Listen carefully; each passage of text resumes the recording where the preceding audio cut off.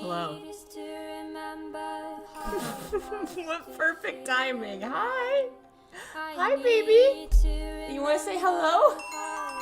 Oh, now I'm getting a phone call. Everything's happening so much. Oh, and the chat is still effed up. Hello. Oh, yeah, 1 sec, bye. I gotta go get my dog. Apparently the bunny rabbit that lives in our neighborhood is in the backyard with her now.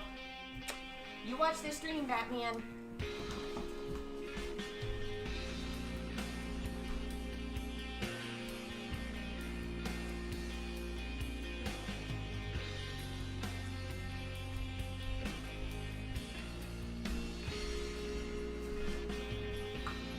Good job, Batman. Hello, everyone. This is Batman. He's a kitten. Well, she's a kitten. She's a bat. I love the baby. Welcome to my nightmare. We are back with Fanfic Friday. We are just starting. The chat box is so bad. Why? What have I done? What did I change that made the chat box bad? What did I do that happened? What? Did I change, like, a resolution? Did I change a freaking setting?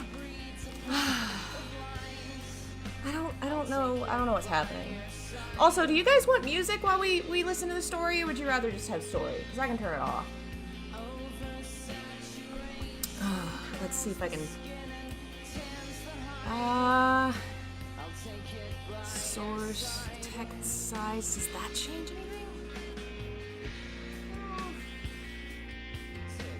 Opacity, chat box, linked sources. I don't know, man. I'll mess with that later. That is so ugly. God. It's gotta be something to do with the resolution. I don't know what I messed up that would change that. Anyway. Hello, everyone. Welcome. Hello, Adna, Daniel, Closed, Jeff, Volago, Cosmorek, Lobsol, Tulips. Hello, hello. The chat box adds to the vibe. That's also true. Hello and welcome to Fanfic Friday. If you do not know what that is, I will take the moment to explain. I gotta turn this down a little more. Fanfic Friday is a thing I started many moons ago, where I read aloud the fan fiction that I wrote as a tween/teenager.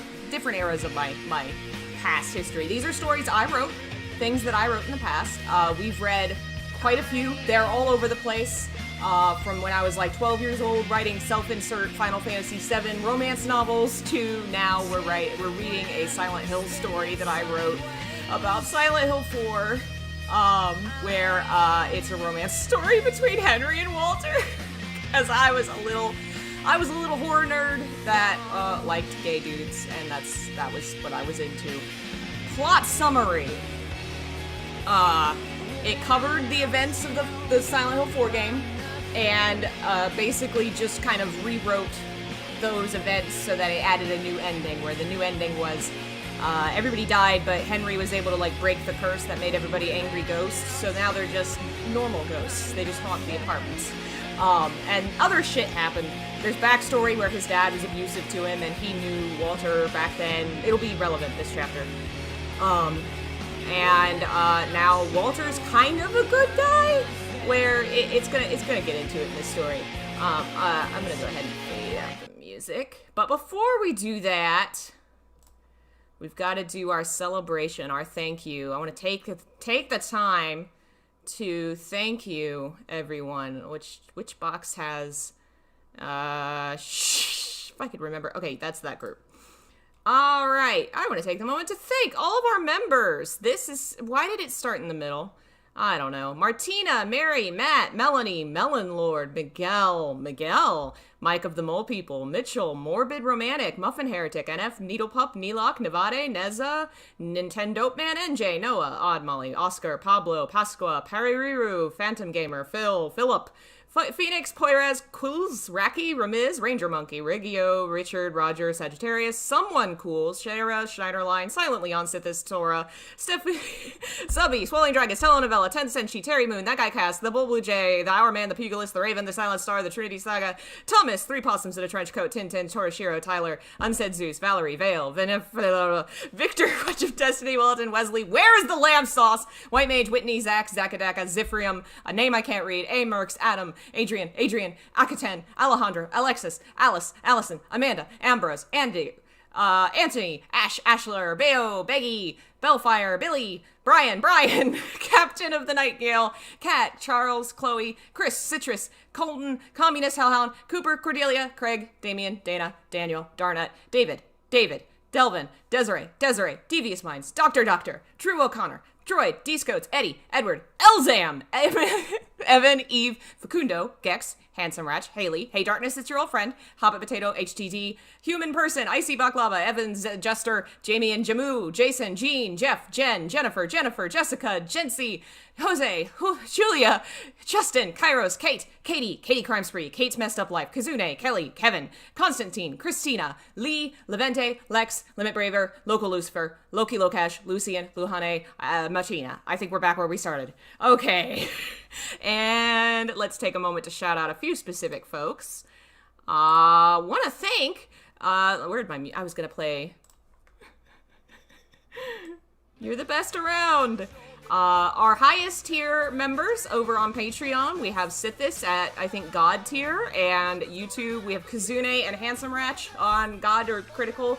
Thank you so much. Highest lifetime support, I couldn't find it on YouTube, but on Patreon, we have Zaka Daka, Neelok, Sithis, Christina Beeb, and Chloe Scout. Amazing. Thank you guys so much. It's a wild how much support I've gotten from you guys. Longest time as a member on Patreon, we have Lex the Chimera at something like 30 months. Chloe Scout, Three Possums in a Trench Coat Pretending to be Human, which is still the best username, Neelok, and Christina Beeb. And then YouTube, we have Jeff Awesome Winger, Ranger Monkey, Needle Pup, Pablo, Delvin. You guys are all amazing. Thank you so much for your support. I love you all. Let's get to my torture. We've put it off long enough. Oh God, why? Why must you all do this to me? I did this to myself. I did start this, didn't I? Let's open this and go back. So this is, how do I open that? Oh, there we go. Chapter 5. How do I need to minimize this. So every time I touch the main thing, it gets rid of my chat box. That's not helpful. I need the chat box. Why would you get rid of that? That's bad of you. And dumb. All right, here we go. So now I got my fanfic. I got my chat box. Oh, and I forgot to mention, we have 97 folks as members on YouTube, 68 on Patreon, for a total of about $275 a month in memberships. Y'all are amazing and fantastic. I love you all. Thank you so much. Without further ado, Fanfic Friday. The Ashfield Heights apartment building had been very tight for money recently. I don't need these, do I? There weren't many people looking for a place to live near where so many people had died mysteriously, some in the building itself. Frank Sunderland sighed and set his coffee cup down. The situation was pretty dire. Some people had moved out after the event, and counting the apartments of those who'd passed, there were 7 empty in the building. He knew there were others thinking of going, too. Even those who didn't believe in ghosts felt too much pain being near this place.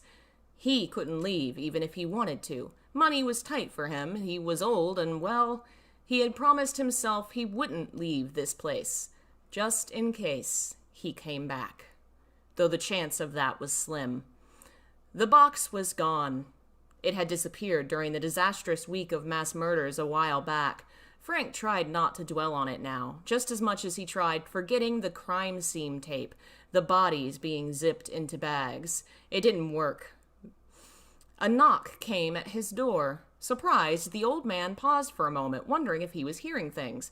When it came again, he called out, "Just a minute." It was a greater shock when he opened the door to see a young woman, blonde-haired and slightly freckled, smiling at him. "Hi," She lifted her hand and waved 2 fingers like a peace sign. "I'm looking for a place to stay."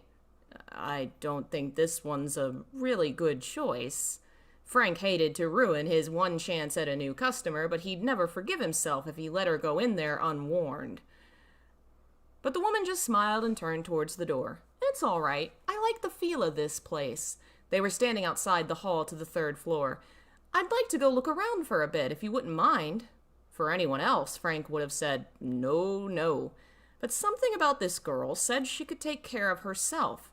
Maybe it was the knife not so subtly hidden in her pocket, or the strength in her cocky smile, or just the way she carried herself. Something about her seemed strong. So he nodded. All right." The girl thanked him and entered the hallway, a strange skip in her step. Frank was halfway down the stairs when he realized he hadn't given her the key. Dun dun dun.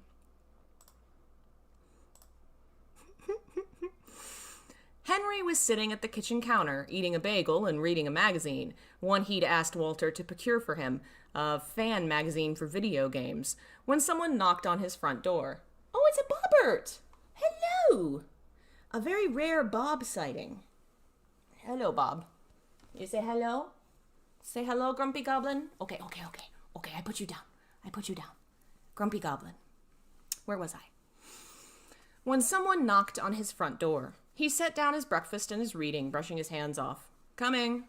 It was probably Eileen asking him to come visit, or maybe Cynthia was bored and wanted someone to talk to. To his shock and awe, it was neither woman, but a shorter one who seemed a bit younger, maybe just turned 20.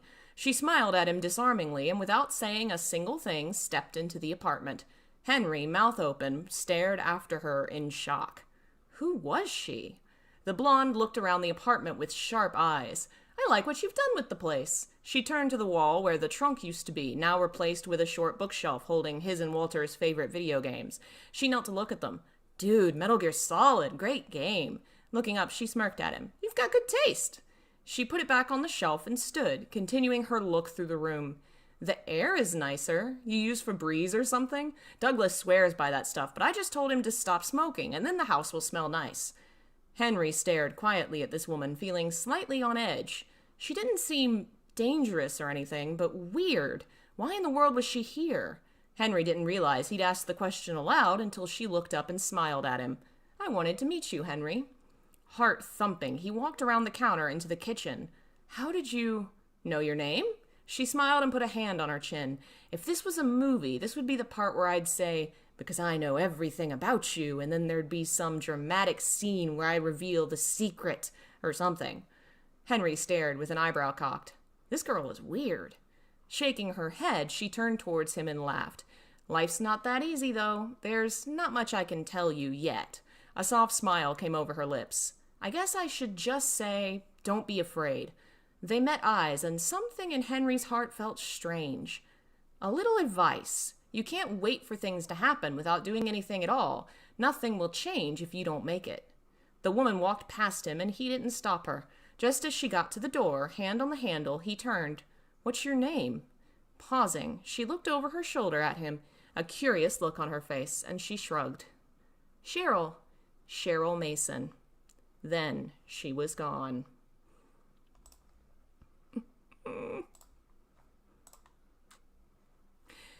Henry stood outside Eileen's door, feeling a little nervous, a little confused, and quite a bit skeptical. Behind him, and he meant right behind him, close enough to bring color to Henry's cheeks, stood Walter, his new guard dog, following him wherever he went since that day he'd been somehow hurt in the hallway. Henry had no memory of the day, only of waking up in bed with Walter's fiery, protective eyes on him. But ever since, he'd gone nowhere without the blonde bodyguard. Not that he was complaining, he just wasn't sure how this would affect tonight. Eileen had invited Henry over for dinner with her and Richard, and as what Henry could only assume to be a buffer between the two. He knew the girl had a crush on the older man and had probably wanted to invite him over without seeming like it was a date, something silly like that. So Henry had been invited to make it inconspicuous. But now Walter was coming too. Henry felt his stomach clench. Now both of them would have to face... Oh, okay, that was worded weirdly. Now both of them would have to face people they cared about. It's almost a double date. He frowned nervously. The door opened and Eileen's red face appeared. She was smiling, a half smile that showed a bit of nervousness. Henry smiled back, his own pulse rushing. We're both screwed. Henry! The door opened wider to show young Walter rushing forward, but the boy slid to a halt at the sight of his taller self, stammering a greeting. Henry glanced behind him and was glad to see Walter wasn't grimacing or otherwise intimidating the small child. Behave, he whispered, and Walter turned and looked at him funny. Henry flushed and wondered when they'd become so close that he felt comfortable ordering him around. To his surprise, a little frown came to Walter's face, almost defensive. Heat rushed to Henry's stomach as he realized they really had become close. The two stepped in and Henry caught sight of the other member of their dinner party. Richard was leaning against the counter with a drink in his hands, eyeing Walter with dark eyes. Before he realized what he was doing, Henry sidestepped to stand between Richard's gaze and Walter, subsequently blocking Walter as he tried to step into the room. The blonde blinked, confused, as Henry flushed, embarrassed, and Eileen simply watched knowingly and laughed. Even Richard cocked an eyebrow and snorted. Rushing away, Henry stammered an apology and turned to Eileen, ready for any kind of distraction. He tried to ignore the fact that Walter's eyes remained on him. Dinner was looking awkward already. It was a strangely quiet dinner for 5 once they all sat down together. Eileen was staring at her plate, glancing up at Richard every so often before ducking down her head again. She often tried to start conversations, but they usually ended in non-committal grunts from Walter, Henry, or Richard. Walter was sitting at the other end of the table, simply eating, totally ignorant to the tension in the air around them. Richard was glaring at him, making Henry wonder how he even knew what he was forking into his mouth. I guess because he's not looking at his plate. That's weirdly... My wording back then was so weird. Little Walter was a little scared, looking up at the adults in confusion every so often before returning to eating. And in the middle was Henry, half torn between leaving and jumping over the table. No! Jumping over the table at Walter to demonstrate who the man was with and make everyone else back off. Red-faced, Henry's mouth fell open. Where did that thought come from? So, how were things, Henry? Unable to summon normal thoughts, the man shrugged and glanced down at the table. Eileen frowned and then turned slowly to Richard. How about you? Huh? The man glanced at her slightly, but it wasn't long before he turned to glare at Walter again. The blonde had looked up when Eileen started speaking. Been pretty dead, I guess. He ripped into the next bit of steak violently, eyes sparking. Henry clenched his hand around his fork. Eileen glared at Richard, and Henry felt his heart lift. Bless her. At least he wasn't the only one who thought grudges were just annoying at this point. I've been good, Henry suddenly said. Eileen's eyes flew back to him. Heat flushed to his face, and old instincts to stay quiet rose, but the hope on Eileen's face made the lump in his throat fade. Started writing again. You write? The woman didn't seem really surprised. That seems like something you'd like. She smiled. Nodding, Henry tried to think of something else to say while he stared at his half-eaten sweet potato. The man found his mouth had dried, and talking was harder than ever. I write as well. Surprised, Henry's head flew up to meet Walter's gaze. The blonde glanced away thoughtfully.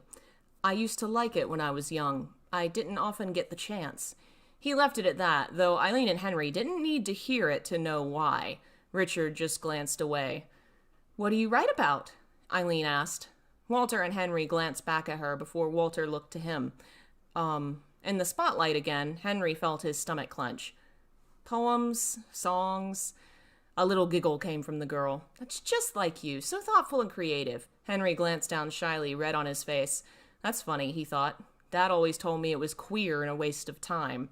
What about you, Walter? Eileen turned to him, but before the man could answer, Richard spoke up again. Let me guess, slasher novels, horror fiction, the man asked, eyes like sharp knives. Murder mysteries? Some twisted shit like that? You'd be good at those with your personal knowledge and all. Walter didn't reply, simply looking down again, and a fire was ignited in Henry's chest. Eileen had turned to glower at Richard, but before anything could be said, Henry stood. Oh boy. Little Walter jumped at the sudden action as Henry stormed past him to stand by the other man, fists clenched, glowering down at the confused Richard Braintree. "What's with you?" he asked, eyebrow cocked, but instead of answering, Henry lifted his face. I can't read, apparently. Henry lifted his fist and punched. It probably hurt him more than Richard. Henry didn't really know how to fight or even ball his fist up correctly, so when it connected, it stung badly. Richard looked more confused, holding his cheek, than in pain or angry, even as Eileen started shaking her head. I missed the perfect moment for the photo of this image, god damn it, to be the Will Smith meme, but Henry and Richard. Damn it, I missed it. Oh well. Are we getting buffering for real? On still images? For real?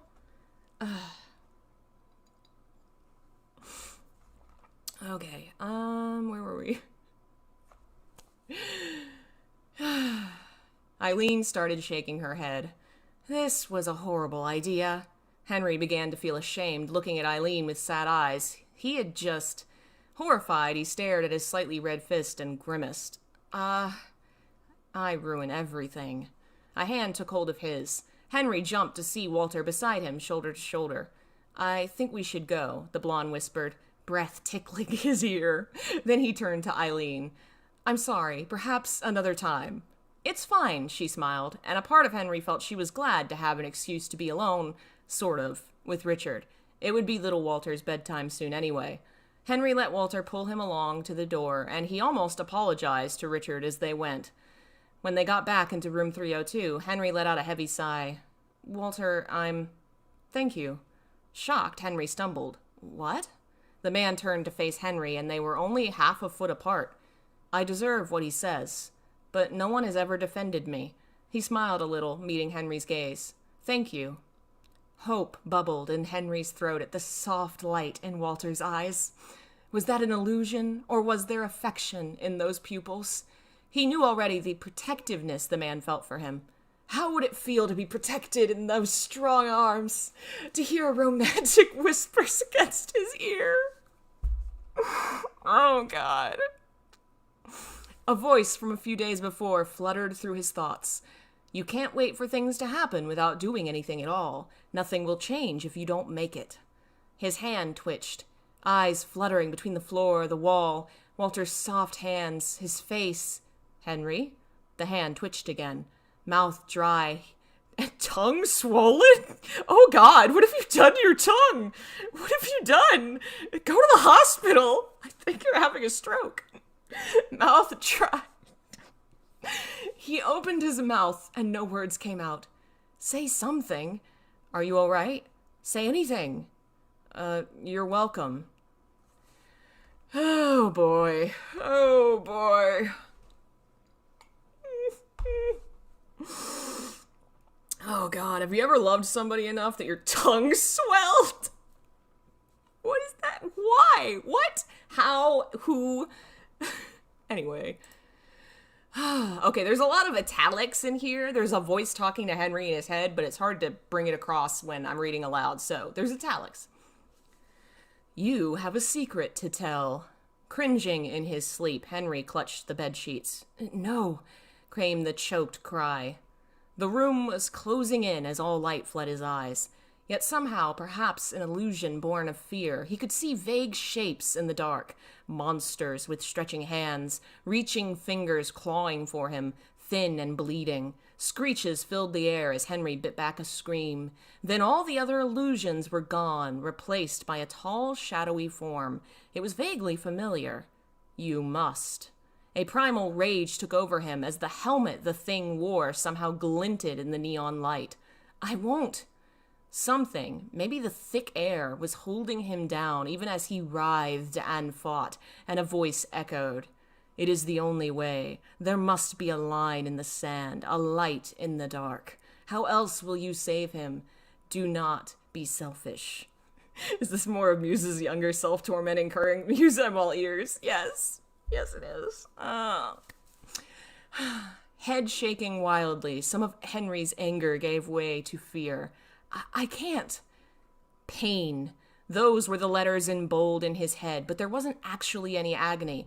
It was just that there should have been pain, this reaching grasp that invaded his soul. It seemed deeper than that, Somehow this elusive spirit had seized a part of him that no one or anything should touch. His true essence, something only God should touch if there was, and if there wasn't one, something that just should remain white as snow. But as Henry's thoughts liquidized? Is that a word? Liquidized? Liquidized. Why is there a Pyramid Head with Henry? In the previous story, Pyramid Head showed up as, like, a character, and he did shit, and now he's, like, in his brain, I guess. The grip holding him turned him inside out, and he realized this thing before him might as well be God. What do you fear? Surely you realize the conjurer's anomalies when around you. Surely you see the oddities in his behavior. Is Pyramid Head acting as a fucking wingman? Is Pyramid Head a wingman? Oh my god. Oddities, anomalies. Images flashed, Walter's protective eyes, his kind smile, the words spoken so soft from such a violent heart, a wounded heart. But whatever glimmers could be gleamed from those special moments were ignored, any hope felled quickly by doubt, fear, and self-loathing. The thought, who could love me, acted as a bullet, and his cynicism the sniper. That was intense. Holy shit. The reaching hand dove deeper, and Henry gasped like he was dying, struggling in horror. This was not right, not humane.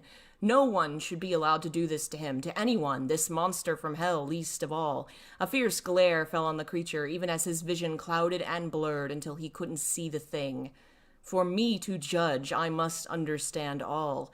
I must know your deepest heart, your darkest dreams, and your worst nightmares. Grimacing, Henry struggled to speak. Look in the mirror. It was incomplete and disjointed, but the creature knew his soul, knew him, and laughed at his thought.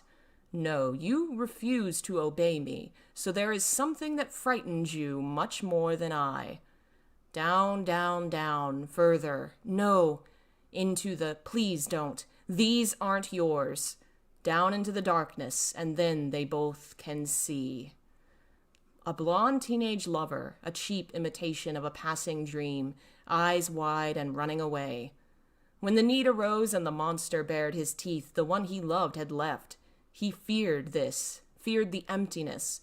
If no one is near, no one can leave. No one can rip the support right from under him. He fears being left, fears being unworthy of having someone stand beside him.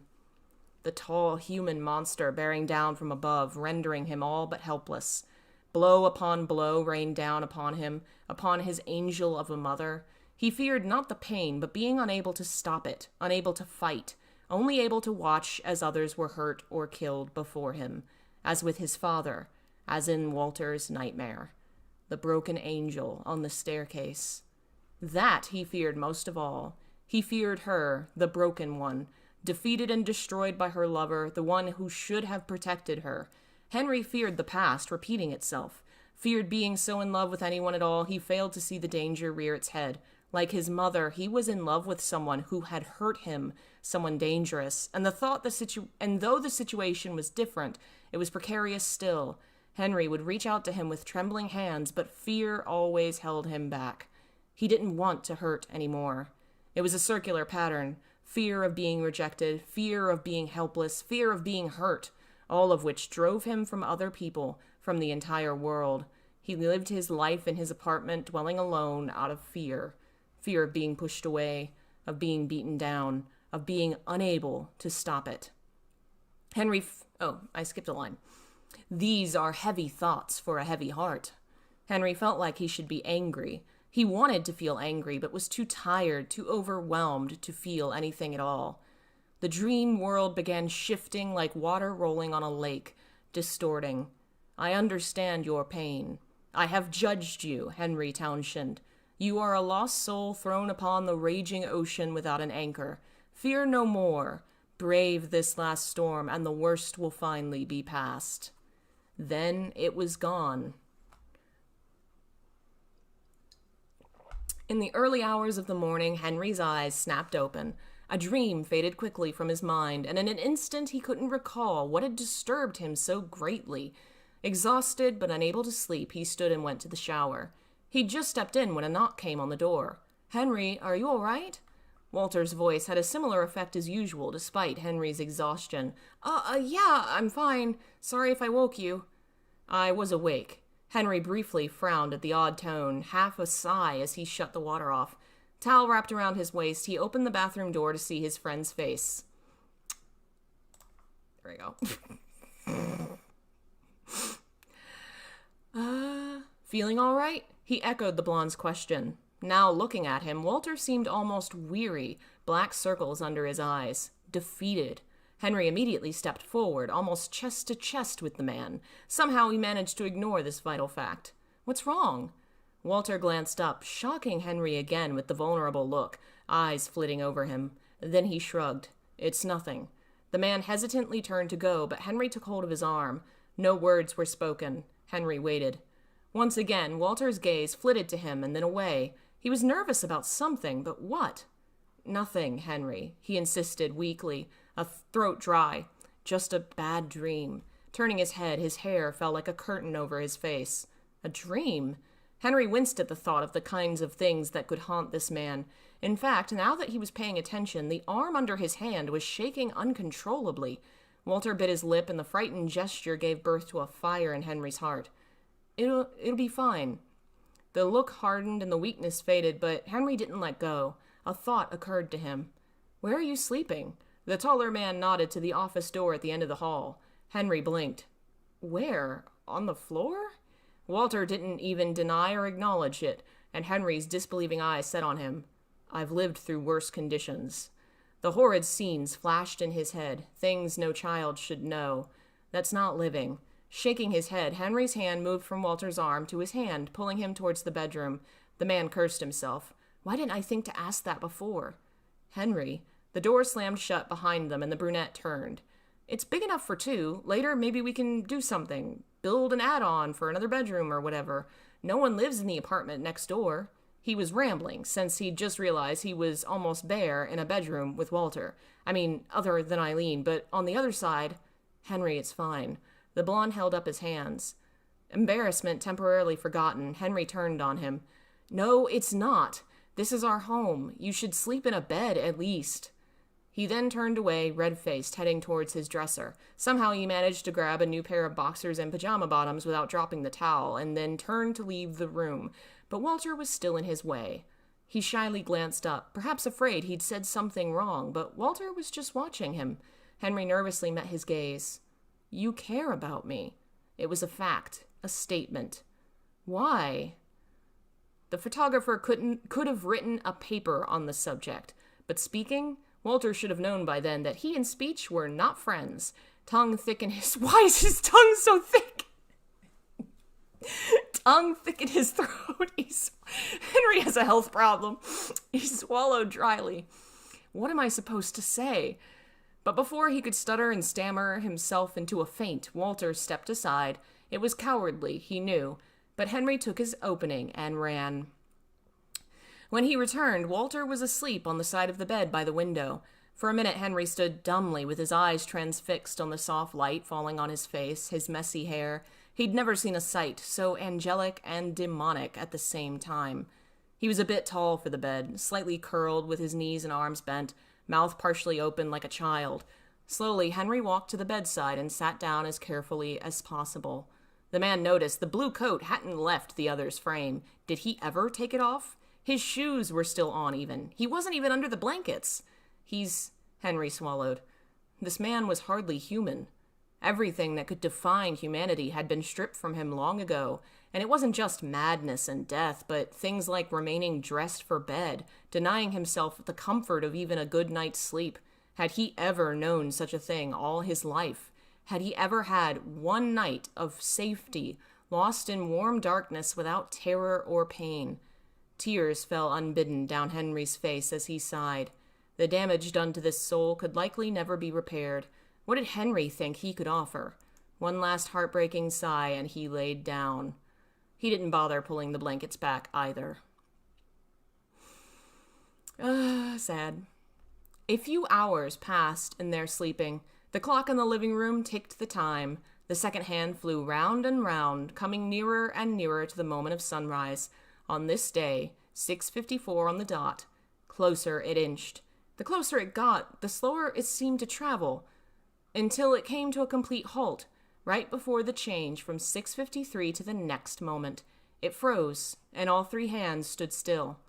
A wind wafted through the room, despite the fact the windows and doors were all closed. It was a strange wind, blistering in its intensity, yet chilling as it passed. Something was wrong. For a second time, Henry awoke with a start. He blinked as the ceiling came into focus. Reddish, stained, the fan rusted over and barely spinning. Dun dun dun! In an instant, he was sitting up. Fuck! Head spinning in circles, he stumbled out of bed wildly. The floor was blackish and sticky, everything darker and tinted red, and Walter was gone. Heart hammering, Henry burst out of the room into the now ruined hall, feet pounding towards the main room. It was all that way. Whispering his realized fear, Henry took in the similarities, down to the same stains in the same places, the blood and stink in the putrid air. Walter? Walter! He was choking on air. He was hot all over. The man froze, eyes stuck on the little white vision in the corner of his sight. He slowly turned to see what it was, his throat clenched shut. There was a letter under the door. No, his mind whispered as reluctant steps took him closer. No, no. By the time he was kneeling by the door, he was sweating and panting. The paper rattled in his hands as he read. Hey, Henry. Sorry about the mess, but we need to talk about some things. I'll be waiting back where the story started. Or at least where the nightmare did. P.S. There's a gift on the counter. Cheryl Mason.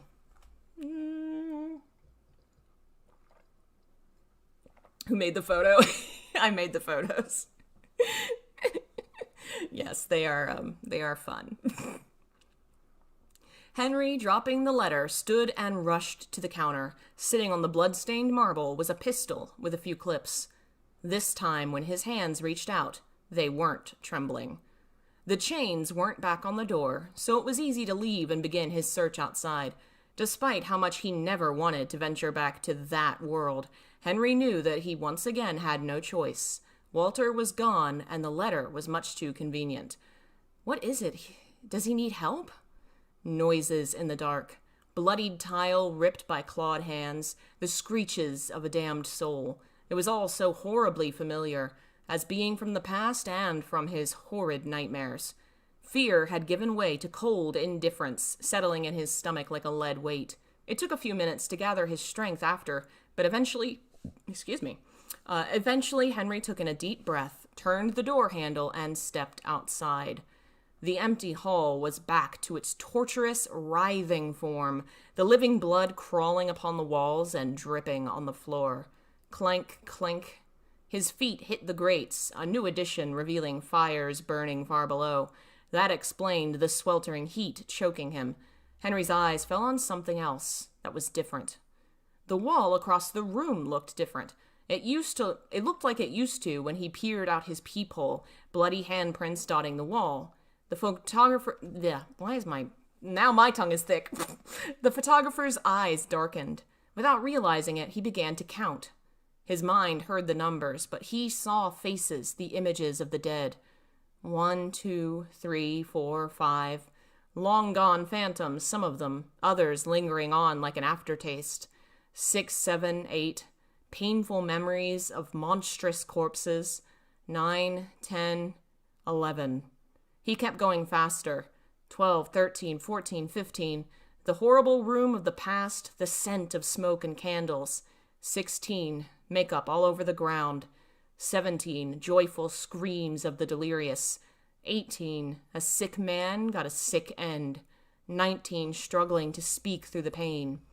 20, a litany of memories, of tears and screams, laughter and smiles. 21, the last hand was pure white. Shock coursed through him like a drug as Henry lifted his hand to touch it. No dark stains, no blood splatters. The last hand was clean. Henry felt compelled and laid his hand on the image. His eyes fell closed, his head reeling. By the time they opened again, all the handprints were gone. They were replaced by a hole. Back where the story started, or at least where the nightmare did. The water prison. Bile rose in Henry's throat as his feet sloshed through muck. Bitter smells from the death room wafted into the dining hall where he stood. Ill from the knowledge he had of the place, he bolted as soon as possible out of the room. The heavy door slid shut behind him loudly, but his heartbeat in his ear was much louder. Eyes flying around, he caught sight of the two ladders right where they'd been before. Where was he supposed to go? Breathing erratically did not help him decide, but he couldn't help it. Half panicking, half frozen, he glanced back and forth. Ah! It's so hard to fake scream. Ah! Walter! Had that been him? Henry leapt at the agonized scream. His nerves shot as urgency settled in. He had to make a choice, and fast. What if those two cult members had found him? So he rushed to the ladder leaning to the cells and scurried up it. Another scream rocked the prison, and Henry almost let go of the ladder, tottering for a frightful second. He had to find Walter. The ghosts were gone, but the creatures were out in full force. All Henry had done was peek out from the doorway, and a groaning roar came, a clawed hand reaching for him. The door slammed shut in an instant. Okay, that was a cell he didn't want to traverse. Moving on. No more screams had come for a while, which was a blessing and a curse. He was lost, with no idea where to head, no idea what he would find when he got there, and no amount of self-assurance could calm his fear. He can take care of himself. He's fine. He's powerful. I'm more afraid for anyone who'd try to hurt him. And yet he worried.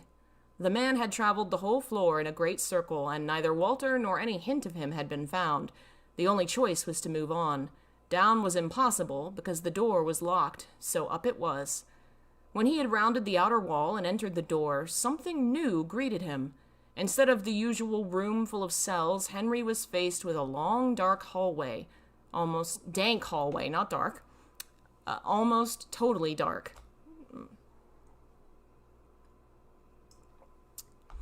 A change of scenery, abrupt and random as this, was no surprise in this world, but it was unsettling still. Nervous steps brought Henry out of the clouded sunlight into the hall.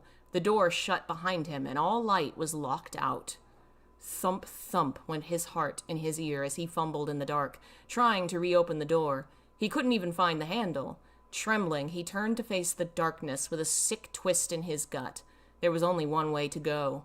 Instead of trying to see in vain, Henry closed his eyes and focused on listening to his footsteps in the water, the distant creaking of metal grates. A shaking hand reached out until he felt the moist wall, slimy beneath his fingers. With his other hand, he gripped the gun tightly. For what seemed like miles, Henry kept going unhindered. No creatures, no enemies, only the horrid dark and the humidity. Exhaustion from stress and exertion began settling in. Shoulders, why can I not talk today? Tongue's thick. Shoulders sore and breathing irregular. Welcome, Henry. His muscles froze. His lungs all but stopped moving. That's weird. Lungs stopped moving? When you're scared, do your lungs stop moving? You just That's not how that works. We've met before, do you remember? Though you might not recognize me now. No. Maybe a little light will help. Bang, bang, bang. The overhead lights came on blindingly as Henry's arms flew over his face. Fearful beyond anything before, he jumped away from the wall, eyes spinning around. No one was there. Behind you. Not that voice. Not that voice. He was shivering, completely unable to move. I guess you know me without seeing me. Footsteps came closer.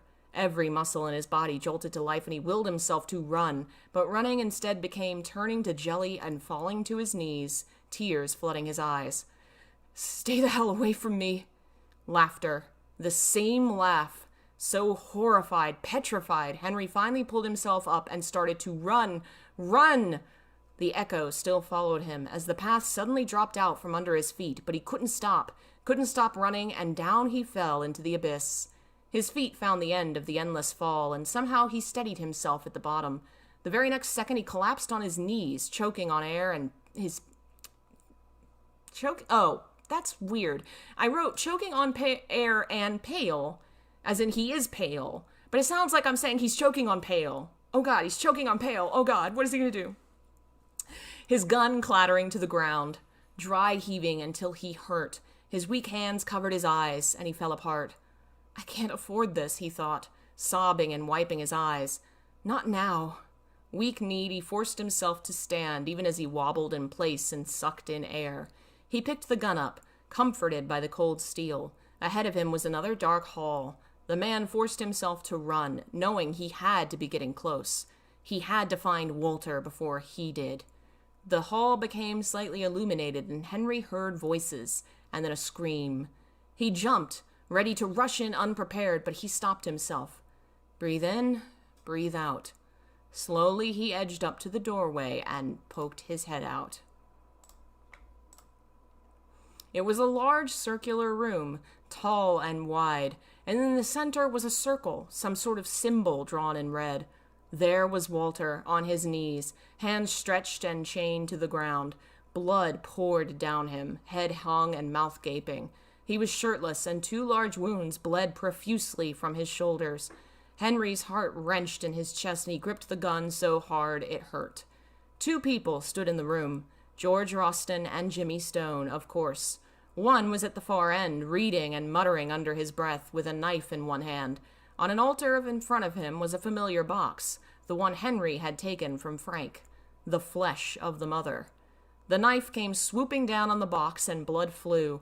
Walter's back arched, and he roared, agonized, and Henry reacted by instinct as his eyes saw red. Leave him alone! Both men turned in surprise as Henry lifted his gun and fired. The bullet soared straight into Roston's skull as Henry turned the weapon on Jimmy. Let him go, he whispered darkly, eyes narrowed. Jimmy did not speak, did not even seem to notice him, merely crossing his arms with a dead look of indifference. Henry stared him down. Let him go. Henry! Thanks to Walter's warning, the brunette dodged just before Roston's knife entered his back. Blood was pouring from his forehead, over his grin and his mad eyes, and it was then that a thought clicked in Henry's mind. Ghosts. They were ghosts like him, and nothing could put them down for long. Welcome, receiver, Jimmy began, stepping forward with his arms raised. Have you come to see the birth of a new world? What? Frowning, Henry glanced at Walter. As soon as he did, a hand hit his elbow fiercely, and the gun fell, before another blow beat his neck, and he fell. Henry! Chains rattled. Why? Why?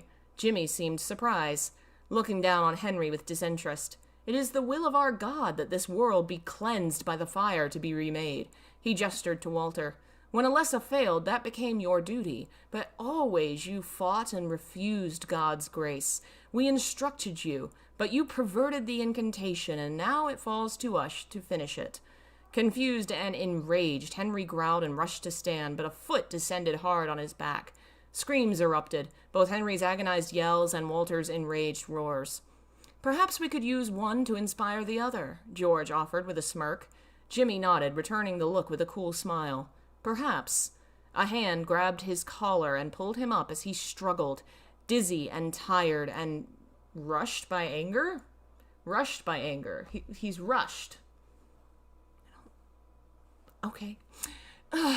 Choking, Henry's body curled up as the first fist pounded his stomach, then another and another. Colors flashed in his vision, spittle flying from his mouth, and Henry could only flail uselessly.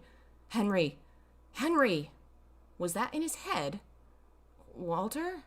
A particularly hard blow hit his face, and he suddenly bit his tongue, crying out and hating himself for being so weak, for letting this happen, for crying as tears cascaded down.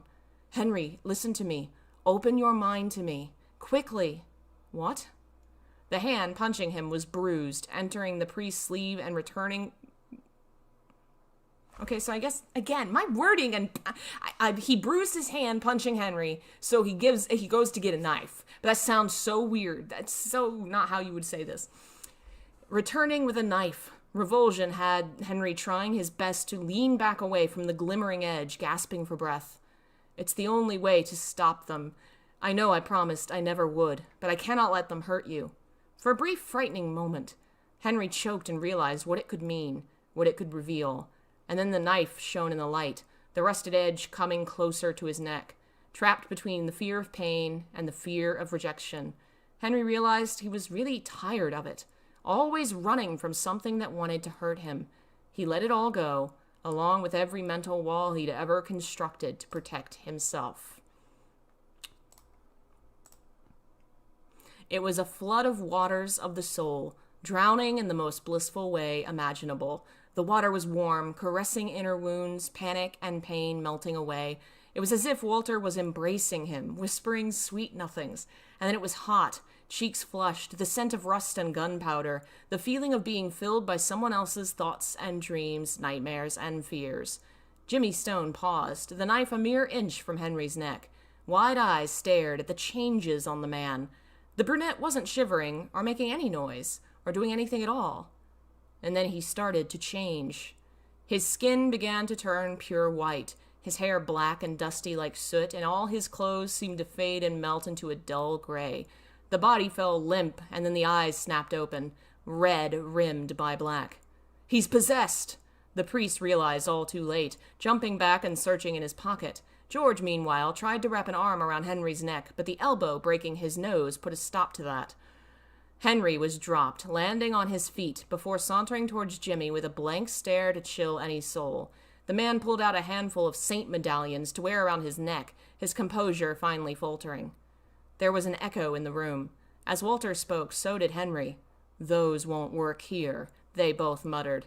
"Not in this place, so deep in my world, and not on him." In a flash, the wrist attached to the hand holding the medallions was snapped. Jimmy howled as the silver cascaded to the floor. It was like the most intimate of relations, feeling every bit of another person's essence wrapped in yours, being surrounded by the form of Walter Sullivan, by his most trivial thoughts, his likes and dislikes, emotions and memories. Henry wanted to lose himself in the cocoon of warmth, this feeling. This was as close to Walter as he'd ever be allowed. "This ends here and now," Henry Walter said. "I'm not your pupil, and I'm not your means to an end." Thunk. That was a ghost possessed. Okay, so to explain what my thought process here was, in my universe here, the ghosts are all like normal, right? Like Henry and Cynthia and Eileen are just people. But in the Silent Hill 4, when people die, Walter possesses them and they become monsters. So if Walter like exerts his will on them, he can turn them into possessed ghosts and make them monsters. So basically Henry got turned into a monster willingly to kick ass. Because this is clearly something I'm literally writing a novel right now that involves a very similar concept. And when I read this morning, I was like, I haven't changed. I'm the same little horror weirdo I've always been. Oh man. All right, where was I? Surprised, Walter and Henry both turned back to George, who now had a sword embedded in his chest. His gurgling cries were ignored by the one who did it, a blonde with a cute smile. The girl glanced up. "Watch out!" Henry's body didn't turn in time, and a knife stabbed him, sliding between the ribs as Jimmy grinned and twisted. The possessed image flashed in and out as Henry screeched and arched back. "Henry!" The man held on to Walter's soul for strength, trying to hold back the pain. He couldn't die, but he could bleed, and blood was pouring out in torrents. The possession returned as Henry grabbed the knife hand, ripped it from his gut, and jabbed it into Jimmy's neck.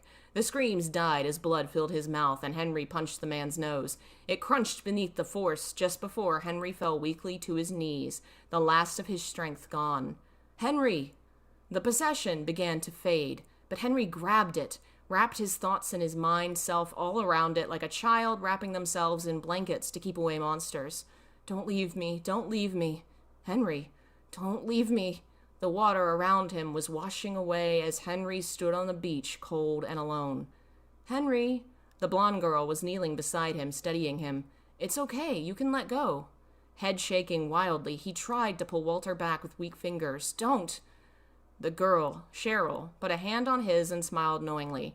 "Let go." The tie broke, and Henry gasped for air, feeling half dead and empty. Things rushed in his head, and he reeled, a dry sob escaping him. What had he just done? Holding on like that, surely Walter would realize. Cheryl disappeared for a minute as Henry toppled onto his side, hand held over his wound.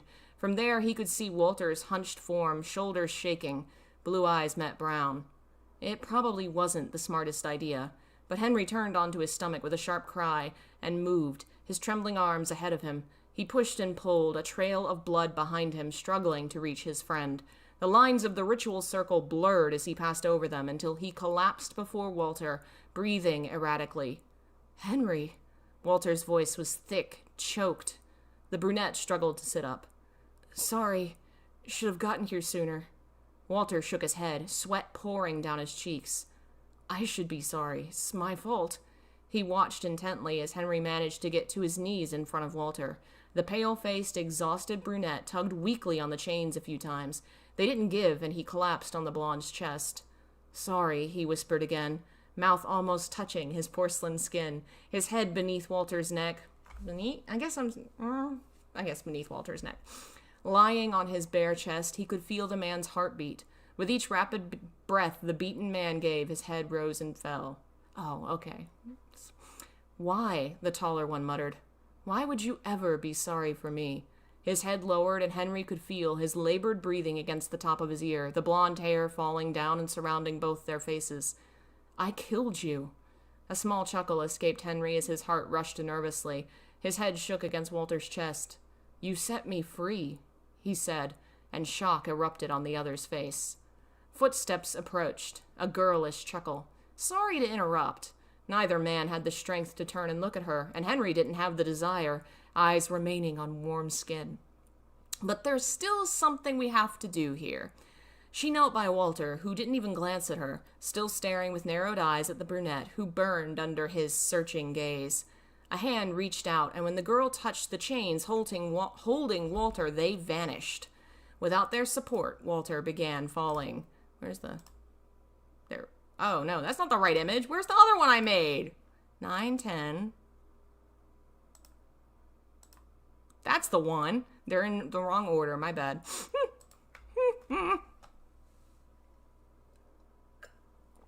Clearly, I can't count. Where was... Oh. Without their support, Walter began falling, but caught himself by latching onto Henry's back. The brunette hissed, eyes flying wide, and suddenly Walter's hold on him weakened. "Did I hurt you?" He began leaning back, but Henry shook his head, quickly wrapping the man in a tight hold, keeping him upright. Color flooded his face as he breathed in, holding him like he was his lifeline. Both men were trembling and weak, but Walter's soft embrace was comforting, even cozy. "If only I could belong here," Henry almost sighed, closing his eyes. What a moment to walk in. Hello. Welcome. The girl, Cheryl, put her hands on Henry and Walter's arms, helping them stand. Henry quickly realized his strength was zapped once he was on his feet, falling limp. Instead of hitting the ground, he was supported this time. Walter's strong arms hoisted him up and held his body to Walter's chest. The man could hardly breathe, realizing how long he'd been holding this man and how it might never happen again. Eyes furrowed, Henry turned his thoughts away and looked to Cheryl. What is with... Was I high when I wrote this? He turned his thoughts away and he looked to Cheryl. I think I combined, like, he was thinking it and then he, like, brushed the thoughts away and turned his head. So he turned his thoughts away. "Who are you?" "For now, call me a friend," she smiled. "Come on, we'd better go." "You're not going anywhere."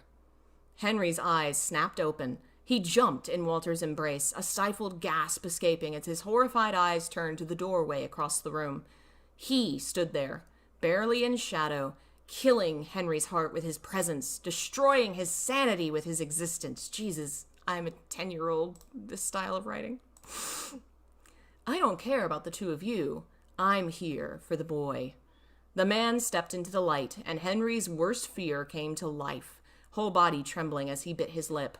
Walter's grip on him tightened to almost pain. His body lifted in such a way as if Walter's arms were cradling him, and Henry's head fell into the crook of the man's neck.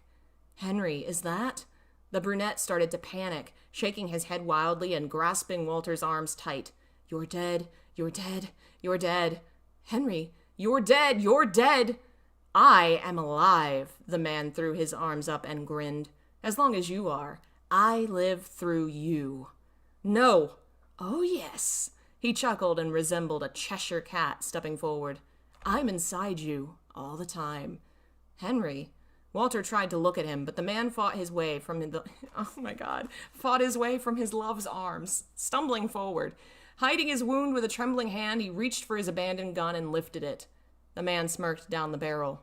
"Do it," he whispered. "Watch me die again. This time it really will be your fault." "What the hell are you talking about?" "I control you."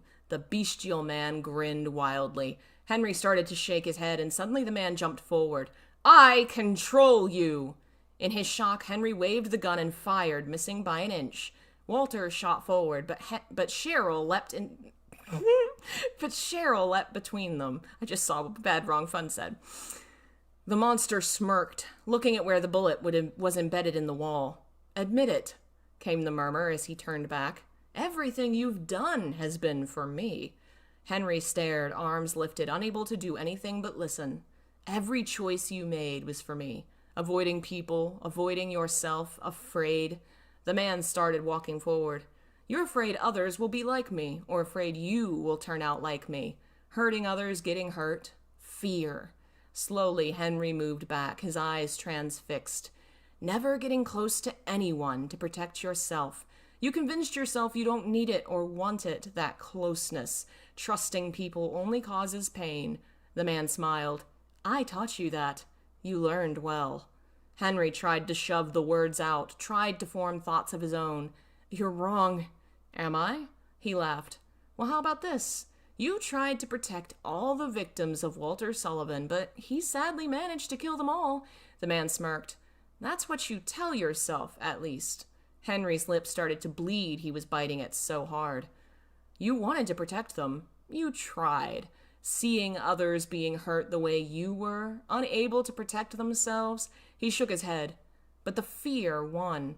You never did help as much as you could." "No!" Walter was now struggling to pass Cheryl and get to Henry, but somehow the little girl was holding the giant man back. His face was contorted into rage. "You were afraid of being hurt, so you stayed away. When the murderer came, you ran. You let them die." The gun clattered to the ground, and Henry covered his ears, tears falling down his cheeks as he grimaced.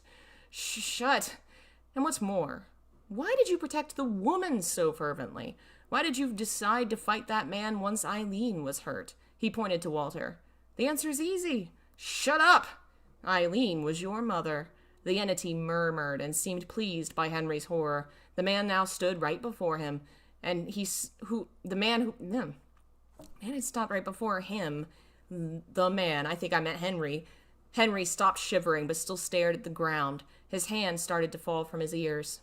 The woman, helpless and beaten by a powerful man, which I guess makes Walter represent me, the one who you love who harms you constantly. You live in fear of his fists. I know. I taught it to you. The man waited for a response before laughing. "You're so pathetic, living a life tied to me. It's not living at all." The voice was thick when he finally managed to find words. "You're wrong." "How so?" Henry lifted his head to look up again, though it pained him. "In many ways, but the biggest way is this. Walter isn't you." He swiped his hands out, almost hitting the man, despite how blood spurted from his wound as he did. "You're the monster who promised to love and protect my mother, and then you destroyed her." The bitter man clenched his fist, then shook his head. "But Walter, yeah, he hurt me. He killed people, but he never pretended to be anything he wasn't. He never betrayed me." The man paused, glancing over his shoulder. "He's been kinder to me than most people I've ever met. Kinder than you," he spat. "He's trying to make up for his sins, and I want to help him." "You're a fool," the other sneered. "You're just going to get hurt." "I'll risk that," Henry shouted suddenly. "I won't live afraid anymore." His father grimaced and raised his fists. "You'll always be afraid of me." The blow was flying toward him. Henry didn't have the strength to dodge or fight back. He could have cringed, lifted his arms, cried uselessly into the dark. But he didn't. Eyes closed, Henry rejected fear in the face of pain and gave a soft sigh. But pain never came. Slowly, his eyes opened and came upon a bare back standing between him and the fist. "Walter?" "Don't you dare touch him," he seethed, holding the fist back. The wounds on his arms had already healed and stopped bleeding. his arms bulging with renewed strength. Henry's father smiled. Behind them, someone began to clap. Both men spun to face Cheryl, who was grinning. "Perfect! Better than I could have hoped for," she cheered, slowly walking forward. "I guess there's only one thing left to do." Suddenly, two gray, fleshy hands grabbed Walter's shoulders, spinning him around and holding on to the two scars. The blonde froze as Henry turned back and stared in shock. Where a moment before his father had stood was now a monstrous creature taller than Walter, with no eyes or ears, skin molted and dead. Hands gripped the blonde with fierce intensity on the marks on his shoulder, which Henry noticed were identical to the marks on the monster's shoulders. "What are you—" Henry tried to pry them apart, but the hold was too strong. Walter began to cry soundlessly, little tears staining his cheeks. "You," the man whispered before beginning to convulse, eyes rolling back. "Walter!"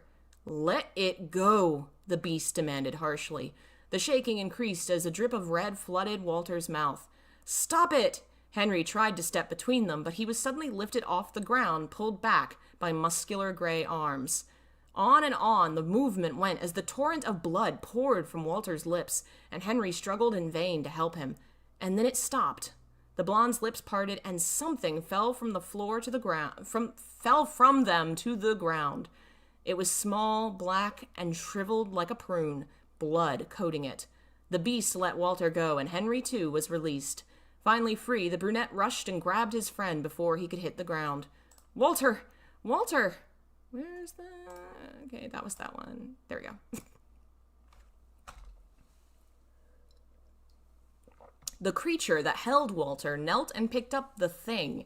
It sat in his hand and began to beat like a dying heart.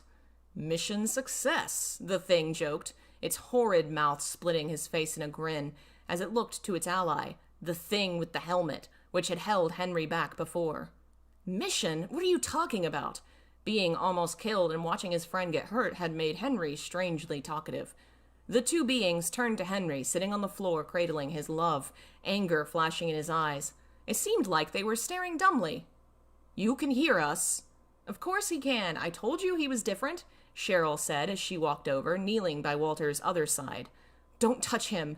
Henry tried to reach over and pry her hands off, but dizziness got to him. Tumbling over, he hit his back and grimaced in pain, clutching at his gut. "Should I help him?" "Yes, help him," the girl rolled her eyes. Suddenly, the helmeted figure was kneeling beside Henry, towering and dark, red eyes burning through the small hole in the object. Henry clenched his fists and turned his head away. It was futile. Weak as he was, he couldn't stop the thing from reaching over, touching his wound, and healing him. What? The blood flow stopped, the ghostly skin stitching itself together. Soon it didn't even hurt. A strong hand came behind his back and helped him gently sit up. Across the way, Walter was sitting up too. All his wounds had disappeared, and the scars on his shoulders seemed to have healed a little. They were still there, but faded, like years had passed since they'd closed. He looked fine, turning to Henry with concern. "Henry?" He tried to stand, but his legs gave out. "Hey, hold on. Just 'cause you're not bleeding doesn't mean you're all better." Cheryl pulled him back gently. "What the hell?" Confusion sparked on Henry's face. The girl giggled as Walter mirrored his look. "I guess we've got some splaining to do, Lucy?" She moved to sit cross-legged between them. "I should apologize. This was necessary, but I know it wasn't fun." "Do I?" Walter was frowning, brow furrowed. "Know me?" She finished with a nod. "My name was Alessa Gillespie once." The only sign of recognition was in his eyes, while Henry had no clue what the name meant. "And then my name was Cheryl for a while, and then Heather. Now it's Cheryl again." She shook her head. "But that's another story." "Walter, you know you were their backup plan," she began, hands on her knees. "When I failed to bring paradise, they turned to you and the sacraments. But there were two problems. You weren't the most faithful sheep in the flock, and you weren't a murderer. Not yet." Henry glanced between the two of them, not quite understanding, but listening raptly. "The first was easy. Dahlia manipulated you to make you obsess over room 302. All they had to do was tell you the sacraments would give you your mother. She said it so matter-of-factly, despite the crushing blow it was. Still, you weren't quite willing to comply. So they stole from me," The monster behind them raged, throwing his arms up with a hiss. My story, not yours, Cheryl spat. Yes, they decided to drive your capacity for murder by placing a piece of the attendant of the Lord in me, Walter finished, murmuring. I remember. He turned away, voice low and distant. Are you saying it was all a lie? Cheryl didn't let up. Look around, Walter. The sacraments are over. Did you find your mother? Henry's mouth was dry, and it seemed he'd used up his word quota for the day. Thinking of something to say was impossible, but he hated just watching the defeated look on Walter's face. Of course they lied, Walter. I'm sure a part of you knew that. You never trusted them, but the sacraments were your only hope, and after they drove you off the deep end, it was all you could hold on to. She frowned. Your mother is gone. His head snapped up, and never before had Walter's eyes been so wide and vulnerable, his appearance so weak, a whimper escaping his throat.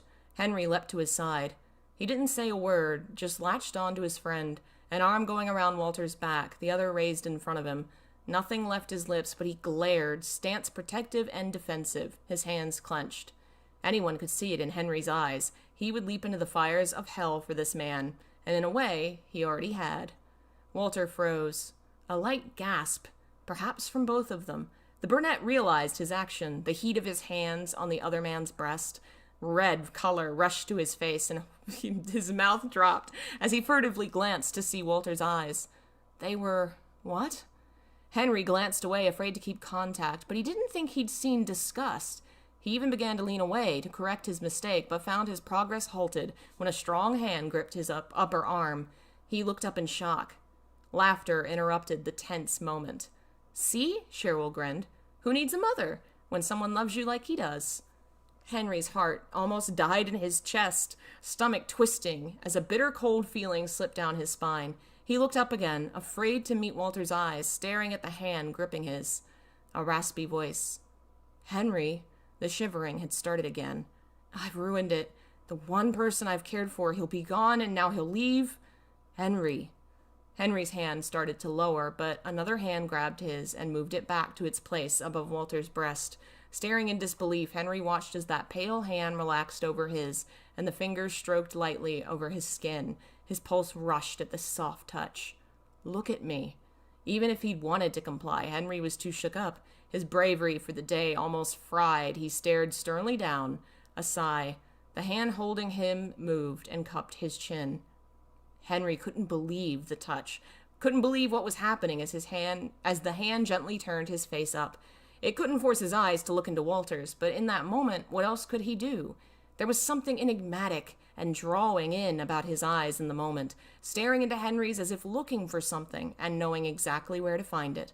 Was that the twitch of a smirk or a smile on his lips as Henry finally met his gaze? Is it the truth? What, that I love you? He thought. Henry couldn't move to nod his head, couldn't even speak, could hardly think. How could you face this kind of moment, the edge of a knife where maybe you could lose everything you care about, or maybe finally life will take the greatest turn it's ever taken. If his heart beat any faster, it would burst, skin breaking into a sweat. Behind them, Cheryl was backing away toward her two allies, a smile on her lips. What shall we do? I say leave them. They have a lot to talk about. I'm sure Walter will explain what happened to Henry later, but that's probably not on their minds right now. The girl grinned toward her allies. Then she smiled at the men nearby, and the grin became dark. As for them, I leave them in your capable hands, Judge. Okay, that was also vague. She's talking about the two cult members. The helmeted being turned briefly. They shall face their judgments, though not here. I shall allow it to occur away from them. In a flash of darkness, all three disappeared, the tormented and the tormentor. Left behind, Cheryl turned to the last monster. Shall we? In an instant, they disappeared too, leaving Henry and Walter alone. Neither man noticed. They were much too involved in each other. The hand on Henry's moved to cradle one of his cheeks, and the hand on his chin followed until his face was being cupped. Walter frowned. Your cheeks are burning. Are you still hurt? He stared for a moment, fingertips lightly moving over his skin. No, I'm just very attracted to you? Unable to say why, Henry looked down, but his face was immediately pulled back up. Will you answer my question? This is it. The brunette was breathing like a runner in a marathon. This is the moment. Stop being afraid. Take a chance. Suddenly, the hands pulled his face to Walter's chest, the crook of his neck, as arms wrapped around his back and pulled his whole body onto Walter's lap. Henry would never admit to the squeak he let out at this, but Walter smiled. You're quickly headed for a nervous breakdown. Calm down, Henry. Easy for you to say. He didn't say it out loud, but Walter saw it in the glare and the twitch of his mouth. A hand came to his neck and massaged it in hopes of relaxing the man. His other did the same, running up and down the ridge of Henry's spine. For a few minutes they remained that way, neither speaking or moving. Walter moved his head to rest his cheek against the top of Henry's head. The brunette tried closing his eyes and breathing slower, but he could still smell Walter. Sweat and copper and safety, and it drove him crazy, but it also left him grinning against the man's shoulder. Why? Henry jumped when the question was asked, his heartbeat spiking again, and Walter sighed. The comforting rubbing continued. Why are you smiling? Henry just stared, unsure of what to say. What made you break into a grin just now? The way you smell. His lips opened to speak, but nothing came out, desperation pouring out his eyes as he wished he could be stronger. The way you hold me like you want to save me from the world. The light in your eyes right now, which I was so scared would disappear forever today. Everything about you makes me smile. Unable to reply, Henry sat up, blushing at the sight of how they sat. One of his legs draped over Walter's, the other curled around him slightly. They were chest to chest, and they'd never been so close before. Henry bit his lip and tried to calm down. He really did. Why are you upset? Another question he couldn't answer. This time when Walter sighed, he looked a bit miffed. Henry tried to talk again, but just gave a deep sigh and stared into Walter's eyes. If I could just send it to you, just show you. He could. His eyes darted down, lingering on flushed lips. They were slightly pink, stained from the blood earlier. Suddenly Henry lifted his gaze, realizing he'd been staring, but it was too late. Walter, eyebrow cocked, saw where his gaze had been. So have you lost your voice? The man smirked a little as if it was funny, and this time Henry managed to shake his head. They were coming closer to the moment Henry couldn't deny anymore, and despite his earlier promise, he was still scared. Walter paused, one of his hands lightly lifting to touch Henry's sweaty hair, to brush over the locks. Why was this happening? Henry's mind rushed as he came to a few conclusions. Walter had never been this touchy-feely, never this concerned. Maybe there was hope. Doubt tried to tell him no, but he couldn't help but wonder. All right. At least answer this one question. This one. The blonde stared at him hard, mouth set, and Henry knew this was the breaking point. Walter glanced off for a moment, seemingly lost. So much has happened. It all came together that day when you faced me. I was sure of my victories in some way, but in others, parts of me I'd locked away, hoped that day would be my death. I hoped you would kill me. His gaze returned to Henry's and saw the raw pain there at the mere mention of it. What made the pain show? The hand on Henry's hair drifted forward, softly and slowly falling over his forehead, hands tracing lines, tracing over his eyes, moving gently over them as if feeling the skin could give him answers. Henry let out a quiet sigh, almost silent, but Walter caught it and stopped his ministrations. Frozen, Henry tried to jump back again, and both of Walter's strong arms wrapped around his chest to keep him from doing so. Don't run, Henry. Tell me the truth. This was it. Henry closed his eyes and waited. Why did you kill yourself?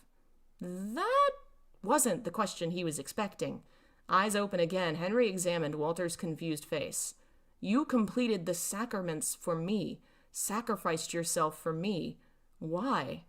Well, when you put it that way, it still led to the answer Henry was terrified to give, but he knew there was no running. He'd promised he wouldn't be afraid anymore. He wouldn't let old wounds keep him from moving on. Eyes raced over Walter's sweat-laden face. The long nose, thin but sharp eyes, the ragged hair, the beauty of an angel who'd fallen far from heaven. Was this the last moment he'd ever see this fallen one? Would this be the end? If it was to be, Henry shut his eyes and inhaled deeply. If this was all he'd ever have, he would take all he could. In the flash of a vital instant, Henry's eyes flew open. He crossed the short gap between Walter's body and his, lips poised for the action, and sealed them over the blonde's. He kissed Walter fervently, head tilted, both hands coming up to cradle the other's face, pressing his lips so hard against the other's they would surely bruise. He pressed so strongly their teeth clacked, and held on far longer than natural, since ghosts didn't really need air. It was like Henry was trying to shove all his feelings into the kiss, to throw it at Walter before finally letting go. Walter hadn't responded at all during the whole thing, so when Henry leaned away, he wasn't sure what to expect. He closed his eyes and waited for harsh words or a punishing blow or something. For a moment, nothing happened. Finally, a soft touch came, something gentle and smooth, pressing against his lips like a sweet caress, 2 strong arms wrapping under his shoulders to pull Henry to Walter's height. The kiss was searching, gentle, as Walter pressed lightly and leaned away. And then he leaned back in, pressing ever so carefully, repeating that teasing process again and again. A deep moan came from Henry's throat as his trembling arm struggled to reach Walter's hair. This couldn't be happening. But it was. Oh boy, it was happening. Walter sucked on his bottom lip like he was savoring the man before gently letting go to press another gentle touch to bruised lips. They were so close there was hardly a distinction between them as Henry's shaking hands finally settled on Walter's warm skin, rubbing his back appreciatively. The two opened their eyes, leaning against each other's foreheads, and Henry felt a swell of strength. "I love you," he whispered. "That's the answer to all your questions."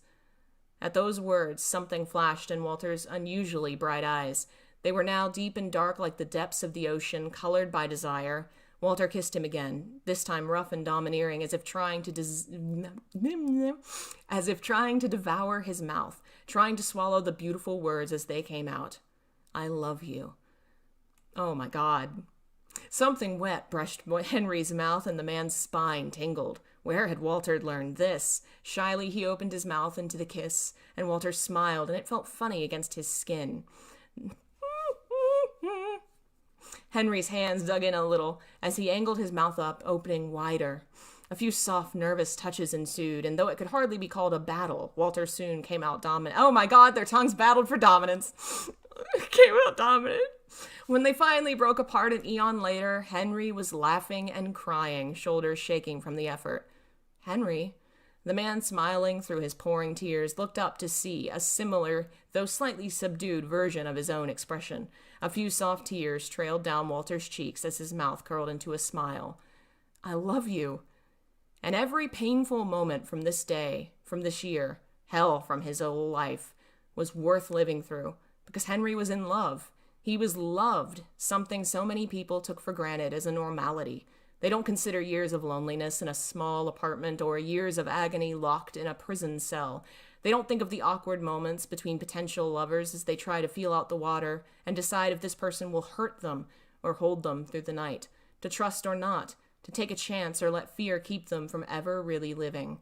For Walter and Henry, this was a night where fear had certainly lost. Well, well, well. There was definitely some cringe in this chapter. Definitely some goof in this chapter. But that ending was pretty good. I think I like how they actually, like, the build-up to the revelation. That was good. That was not bad. And, of course, the horror stuff and the blood and the guts fun, but I can write that better now. But that part was good. I feel like that's not too far from what I would write today. That was sweet. I mean, obviously the whole premise is so goofy, but aw, that turned out cute. What do you know? I'm rooting for these weirdos. That was what, part 5 of, let's see, we got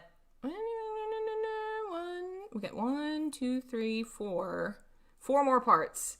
It's not a finished story, but I remember enough of what I was trying to do that I could probably, like, throw a finish together, maybe. I don't know. I've considered before trying to, like, write this story again as an adult. Like, take the same... Don't change the plot, basically.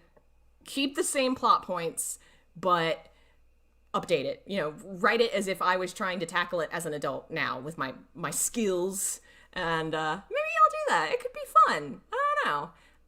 The next part is horrifying. The next part has the next part they do it. Next part has the doing it in it. I don't know how I feel about reading the doing it. I don't know, man. I don't know. We may have to summarize that section. May have to, I don't know. I don't know, man. Post that for members, maybe. I don't know. Thank you for watching. That was fun. Oh, man. Oh, yeah. We still have, like, let's see, how many? 40,000 words. 40,000 words. So long. And as far as general Fanfic Friday, we still have entire fanfiction stories I haven't touched. Kingdom Hearts, the 50, 100,000 word fanfictions I have not touched. Let's see what else. Yeah, that I haven't read. Oh yeah, there's still most of what's left that I have not read on the channel is probably Kingdom Hearts fanfic.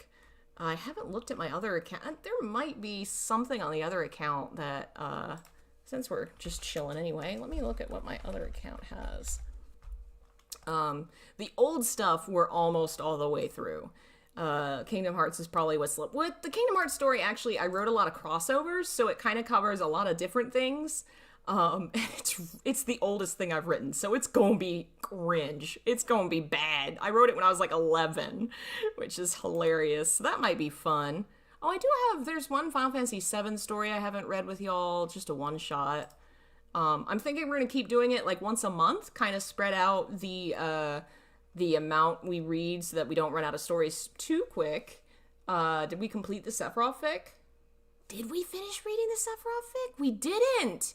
We got distracted! We have to finish reading that. That's true, because I did finish writing that story, and we did not finish reading it. That is true. That is true. I'm sure I can find other things too, but eventually we will get to, I guess, finishing the Final Fantasy VII fic and the Kingdom Hearts fic, but there's still 4 chapters of this story. Oh god. It's not as bad as I thought it was going to be. Honestly, I thought that ending was kind of cute for what I was setting up. It's definitely got some weirdness in it, definitely, but hey, who didn't write weird shit as a child? I've written weirder shit since. Thanks for watching. I'm gonna go and drink water. My throat's killing me. Thank you so much for supporting the channel. If you want to watch the other episodes, become a member. They're all in the members only playlist. You can watch them all there. There's hundreds of hours of horror. So much. Oh god. Thank you to folks like Jeff and Daniel and everybody for being members, keeping the channel alive. You're all amazing. I love all of you. And I'll be back. What's today? Friday? So tomorrow, Devil May Cry 5. Be there or be a square. I'll see you guys next time.